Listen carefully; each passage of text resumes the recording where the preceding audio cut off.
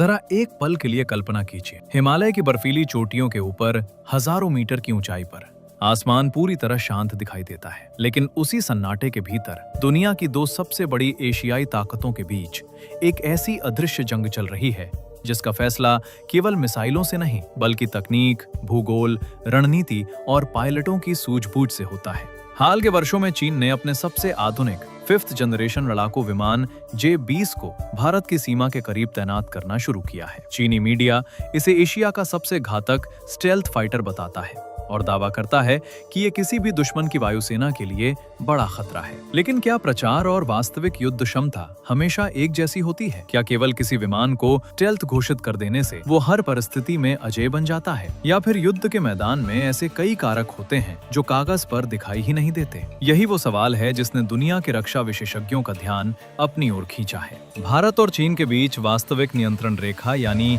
LAC के आसपास जिस तरह सैन्य गतिविधियां बढ़ी हैं, उन्होंने ये बहस और भी तेज कर दी है कि यदि भविष्य में कभी हवाई मुकाबले जैसी स्थिति बनी तो किसके पास वास्तविक बढ़त होगी। कई उपग्रह चित्रों में चीन के पश्चिमी थिएटर कमांड के कुछ एयरबेसों पर J-20 विमानों की मौजूदगी दिखाई गई है। इन एयरबेसों का सामरिक महत्व इसलिए बढ़ जाता है क्योंकि वे भारतीय सीमा से अपेक्षाकृत कम दूरी पर स्थित है। पहली नजर में ये चीन की शक्ति प्रदर्शन की रणनीति लग सकती है, लेकिन जब विशेषज्ञ इन एयरबेसों की भौगोलिक स्थिति, ऊंचाई और परिचालन सीमाओं का विश्लेषण करते हैं तो तस्वीर कुछ अलग दिखाई देती है। तिब्बत का विशाल पठार समुद्र तल से लगभग 10,000 से 14,000 फीट की ऊंचाई पर स्थित है। इतनी ऊंचाई पर हवा का घनत्व कम होता है और जेट इंजन को उतनी मात्रा में ऑक्सीजन नहीं मिल पाती जितनी समुद्र तल के पास मिलती है। इसका असर किसी भी लड़ाकू विमान की टेक ऑफ क्षमता, हथियार ले जाने की सीमा और ईंधन क्षमता पर पड़ सकता। यही कारण है कि कई सैन्य विश्लेषक मानते हैं कि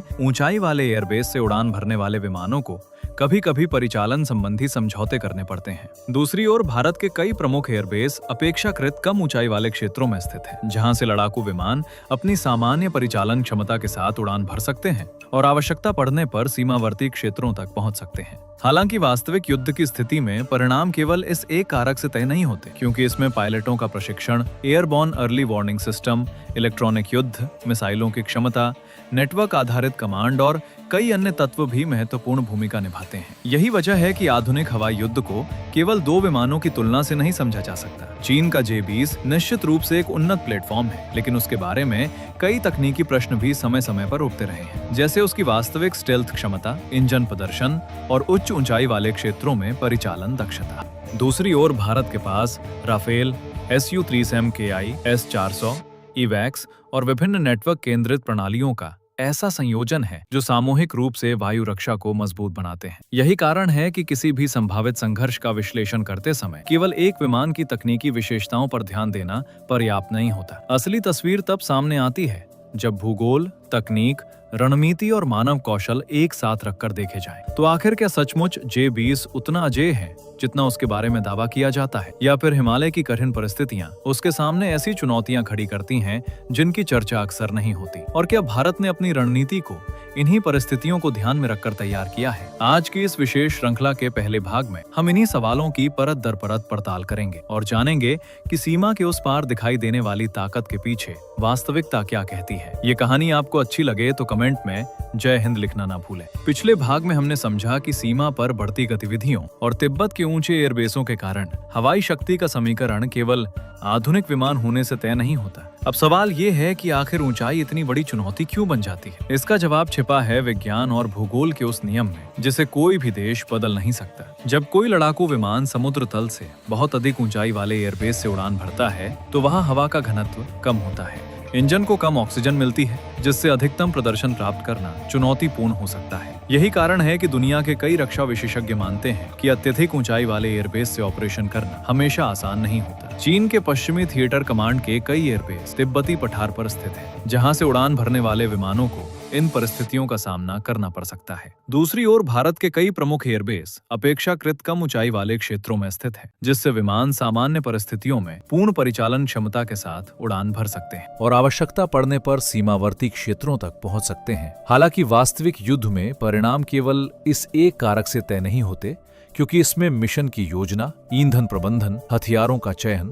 और पायलट का कौशल भी उतना ही महत्वपूर्ण होता है। इसी वजह से आधुनिक वायुसेनाएं केवल विमान की ताकत पर नहीं बल्कि पूरे इकोसिस्टम पर निवेश करती हैं। भारत ने भी पिछले कुछ वर्षों में सीमा क्षेत्रों में सड़कें, सुरंगें, एडवांस लैंडिंग ग्राउंड और एयर डिफेंस नेटवर्क को मजबूत किया है ताकि किसी भी स्थिति में तेज प्रतिक्रिया दी जा सके। इसके साथ ही राफेल जैसे आधुनिक लड़ाकू विमान, Su-30 MKI का अपग्रेड, लंबी दूरी की एयर टू एयर मिसाइलें, एयरबॉर्न अर्ली वार्निंग सिस्टम और S-400 जैसी वायु रक्षा प्रणाली मिलकर एक बहुस्तरीय सुरक्षा ढांचा तैयार करती हैं। रक्षा विशेषज्ञ अक्सर ये भी बताते हैं कि किसी भी स्टेल्थ विमान की क्षमता परिस्थितियों, सेंसरों और विरोधी की तकनीक पर निर्भर करती है। स्टेल्थ का अर्थ ये नहीं होता कि विमान पूरी तरह अदृश्य हो, बल्कि उसका पता लगाना कठिन हो सकता है। इसलिए वास्तविक मुकाबले में इलेक्ट्रॉनिक युद्ध, रडार नेटवर्क और डेटा शेयरिंग जैसी तकनीकें भी बेहद महत्वपूर्ण हो जाती हैं। आज की हवाई लड़ाई केवल एक विमान बनाम दूसरे विमान की नहीं रही, बल्कि ये सेंसर,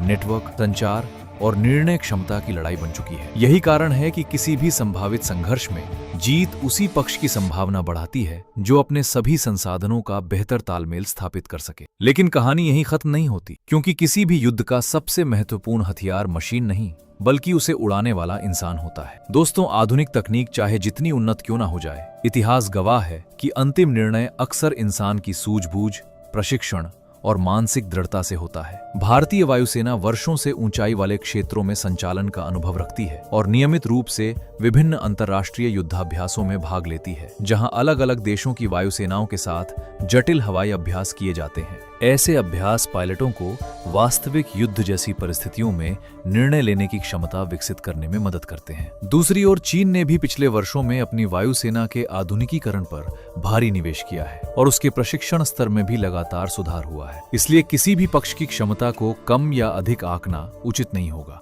यदि भविष्य में कभी तनाव बढ़ता है तो परिणाम केवल किसी एक विमान की तकनीकी विशेषताओं से तय नहीं होगा, बल्कि खुफिया जानकारी, इलेक्ट्रॉनिक युद्ध, missile Raksha, command and control, logistics और राजनीतिक निर्णय जैसे कई कारकों का संयुक्त प्रभाव होगा। भारत की रणनीति का प्रमुख उद्देश्य अपनी सीमाओं की सुरक्षा और किसी भी संभावित खतरे का प्रभावी प्रतिरोध करना है। इसी सोच के तहत वायुसेना, थल सेना और नौसेना के बीच नेटवर्क केंद्रित समन्वय को लगातार मजबूत किया जा रहा है। आने वाले वर्षों में स्वदेशी AMCA, तेजस मार्क II, उन्नत रडार, नई पीढ़ी के ड्रोन और आधुनिक मिसाइल प्रणालियां भारतीय वायु शक्ति को और मजबूत कर सकती हैं। वहीं चीन भी अपने J-20 नए इंजनों और अगली पीढ़ी की तकनीकों पर काम कर रहा है। इसलिए एशिया का ये सामरिक संतुलन लगातार बदलता रहेगा। निष्कर्ष यही है कि किसी भी आधुनिक लड़ाकू विमान को अजेय मान लेना सही नहीं है। वास्तविक शक्ति केवल विमान में नहीं, बल्कि उसे समर्थन देने वाली पूरी सैन्य व्यवस्था, प्रशिक्षित मानव संसाधन और रणनीतिक तैयारी में होती है। सीमा पर शांति बनाए रखना दोनों देशों के हित में है, लेकिन यदि कभी सुरक्षा की चुनौती सामने आती है तो उसका जवाब तैयारी, तकनीक और समन्वित रणनीति से दिया जाता है। यही आधुनिक युद्ध की सबसे बड़ी सीख है। अगर आपको यह विश्लेषण पसंद आया हो तो वीडियो को लाइक करें, चैनल को सब्सक्राइब करें और इसे अपने दोस्तों के साथ शेयर करें। मिलते हैं अगली रोचक और तथ्यात्मक वीडियो में। तब तक के लिए जय हिंद, जय भारत।